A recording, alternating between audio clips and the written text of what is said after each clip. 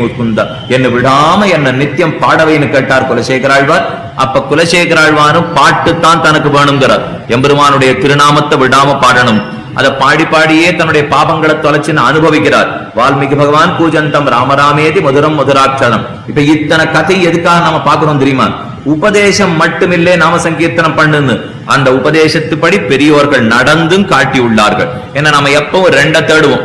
இந்த விஷயம் புஸ்தகத்துல இருக்கா, இதன்படி யாரானும் நடந்திருக்காளா, இந்த ரெண்டுமே ரொம்ப முக்கியம். இந்த கோவில்ல நீங்க போய் கேட்டு பாருங்க, பழைய காலத்து கோவில்லாம் இருக்கும் இல்லையா, எல்லா உற்சவத்தையும் ஒன்னும் புஸ்தகத்துல எழுதி வச்சுட்டே இருக்க முடியாது.